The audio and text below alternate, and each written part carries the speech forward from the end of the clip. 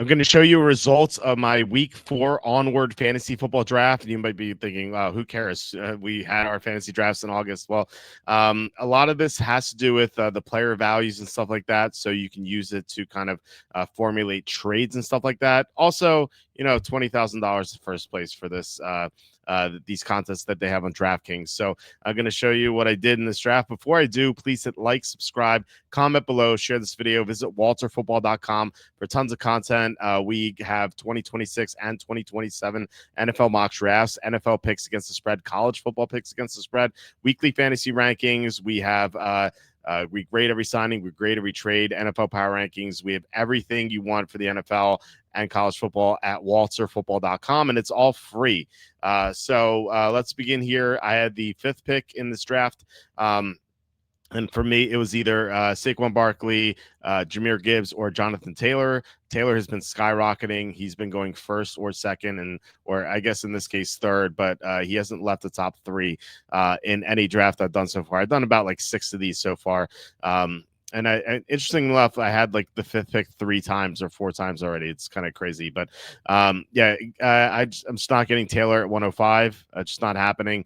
It's usually Barkley or Gibbs, which I'm fine with. But Taylor is having a great year, and I think is the front runner right now for Offensive Player of the Year. A lot could change. It's only been 3 weeks, but he's been stellar so far. So second round, I ended up with Josh Jacobs. I was really hoping for one of the quarterbacks or Bucky Irving, or maybe even a Marion Hampton. That didn't happen, unfortunately. I'm eager to take the quarterbacks in the second round because it's a lot different than the drafts in the summer. Whereas, for example, if you like Justin Herbert, and congratulations if you got him late. You were able to get him like round 11, round 12. Well, look here. I mean, he went round 6. So a lot of the quarterback values that you got in the summer are all gone just because people know now who the top quarterbacks are. So I think it's I'd rather just go quarterback early and just not worry about it. But plus, but you have Lamar Jackson has a very easy playoff schedule, at least heading into the championship. Maybe not so much in the championship, but heading into it, he has a great schedule. So I ended up with Josh Jacobs, 208. Not like very exciting, but he's a steady player, and in easier matchups he should do well. It didn't do much against Cleveland, but the Browns have a stellar defense. At 305, I went AJ Brown. So my general rule for this is to draft players who went earlier in the summer. AJ Brown was going second round before his hamstring injury, and now he's healthy. So there's no reason why he should be going middle third round. He should still be going like around 208 where I got Jacobs. So I think I got a really good value in AJ Brown. And you might be wondering why Brown, and because you already had Barkley. Well, my hope was that I could get Jalen Hurts at 408 because I missed out on Josh Allen and Lamar Jackson. So I could have a great Eagles stack in the first 4 picks. And the Eagles don't have that difficult of a schedule in the playoffs, so that's something I'm targeting. Unfortunately, Jalen Hurts went 312, so I went Breece Hall 408. The Jets also have a very easy schedule to close out the year for the fantasy football playoffs. It is the easiest schedule for the fantasy football playoffs. Plus, they have generally like a very easy schedule in total. So I think Breece Hall should be able to rebound off these past 2 games. He's had 2 of his toughest matchups so far against the Buccaneers and then also against the Bills. Now he plays the Bills again later, but he will have a lot of great opportunities to kind of go off. At 505, I went Tedero and McMillan. I was really hoping for Ricky Pearsall or Cortland Sutton or George Pickens, all of them off the board. Unfortunately, I love Pearsall, as you guys know. We've been hyping him up all summer. Sutton as well. But McMillan is a guy who's going to get a lot of garbage time with the Panthers being terrible. He's going to get like 100 yards every week whenever they have garbage time. So I like McMillan here as my receiver 2. And then I took my receiver 3 and Jameson Williams at 608, who has a lot of upside in a format like this where you want your spike weeks. Jameson Williams is definitely all about the spike weeks. And so you might be wondering, wait, what about Mike Evans? Why did you take Mike Evans at 705? Isn't he injured? Yeah, he's injured. That's why he went 705. I mean, he was going round 3, round 4, late round 3, early round 4 generally. I got him 705, which seems like a steal. And if you think about it this way, Rashee Rice is going 7th round ish when he was suspended for 6 games. Mike Evans is going to be out for 3 or 4 weeks instead of 6 games. So I think there's a chance that Evans is going to pay off this value. And if he misses only 3 weeks, this is going to be a stellar pick in the 7th round because, as we all know, Mike Evans has a lot of potential. I love it, Ibuka, but Evans at 705 is a steal, so I couldn't pass that up. 808, I took Drake May. He's my favorite of the 8-round guys around here. Drake May was going like round 10. So this is a little bit of a reach, but like I said, quarterbacks are going earlier. So you kind of have to reach for them. I took another injured guy at 9 in the 9th round. And I think this is kind of like the secret of these week X onward drafts is to draft injured players like Mike Evans and George Kittle, because once they come back, they're going to be a monster for your lineup. And George Kittle in the 9th round is such a steal. He's only going to be out 2 more weeks. It's not going to be that long. So I wanted to make sure I had another good tight end just in case Kittle takes a little bit longer. So I took Hawkinson at 1008. But if this team is really good heading into week 7 or so, and I get Kittle back and then I get Evans back, like this is going to be such an injection of talent in my lineup that I'm going to have a chance to win the 20K. So I think that going after these sort of players, I think is a great strategy. Round 11, Rashid Shaheed is just receiving depth. I didn't like the Stroud pick. I mean, all the quarterbacks I wanted were taken. Like I was targeting Justin Fields. Again, Jets have an easy schedule. He went off the board. Stafford was okay. There's Trevor Lawrence maybe. Taking Stroud's not great. But you need multiple quarterbacks here, and I ended up with Joe Flacco even in round 19. You need 3 quarterbacks in this sort of format because if one goes down, you can't pick someone up. You're just stuck with them. Round 13, Tyler Algier. If Bijan goes down, that's going to be a league winner.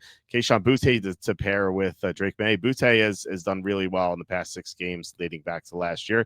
Isaiah Likely in the 15th round. So maybe this might have been a mistake. I took another injured tight end, but Likely is it seems possible. I was trying not to say likely there again. It seems possible that he could return soon. It sounds like he was close to playing on Monday Night Football, so he should be fine.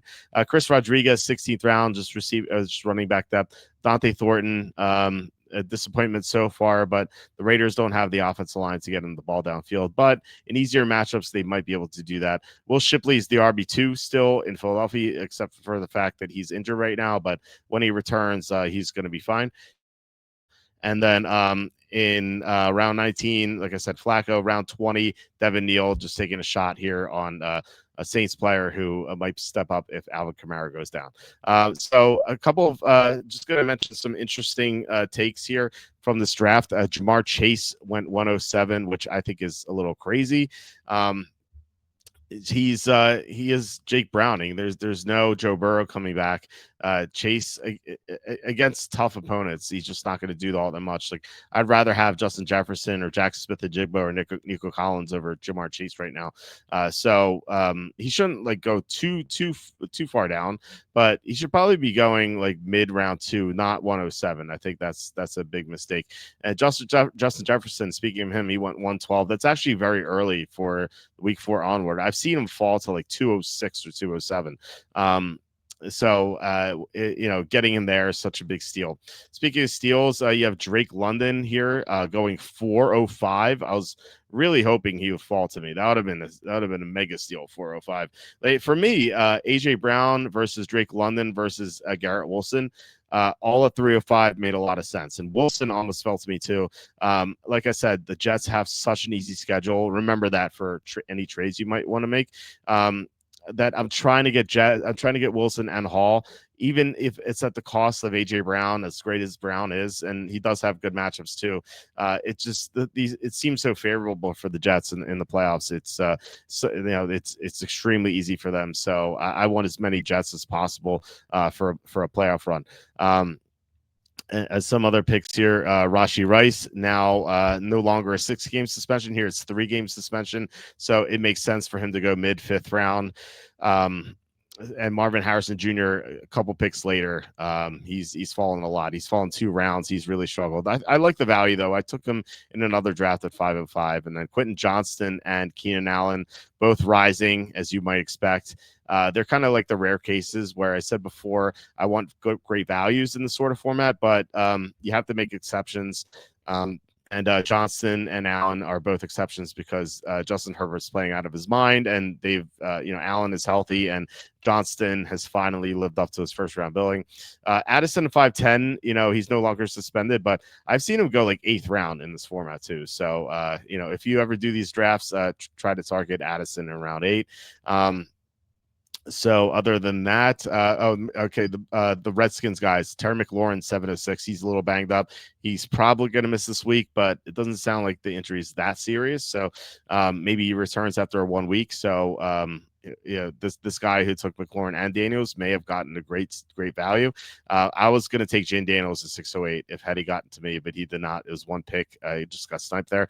By the way, this guy, he sniped me on Wilson as well. This guy and Irving. I would have taken Irving over Jacobs. So this Comfo 100 guy is kind of my nemesis in the draft. But I like this pairing. He's going to miss them for 1 week, but that should really get him going after that.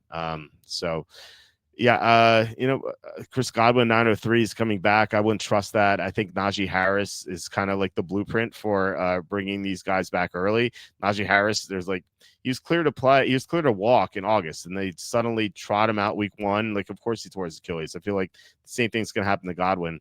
RJ Harvey 908, quite the fall for him. And Travis Hunter 1006. I saw him go 12th round in one of these drafts. It's kind of crazy. Hunter, it seems like Liam Cohen's kind of clueless and doesn't know how to use him. So it's very disappointing. Cooper Kupp's still going 11th round for some reason. It's like, come on, guys, just let it go. He's done.